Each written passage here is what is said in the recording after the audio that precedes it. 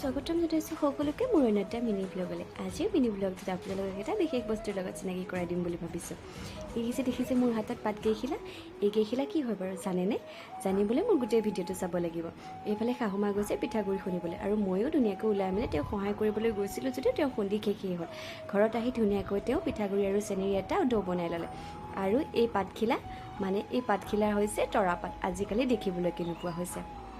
আৰু এয়া তৰা পাতৰে ধুনীয়াকৈ দেউতায়ো ঠাৰিকেইডালে এনেকৈ টমালৰ নিচিনাকৈ চাচি দিছে। আৰু এইফালে দেউতাই জুহালত মাকৈও বইল কৰিলে, আৰু ময়ো শাহুমাৰ পৰা কেনেকৈনো তৰা পাতত পিঠাগুড়ি মেৰাই তাকে শিকি ল'লোঁ, মানে তৰা পিঠা খাম আজি।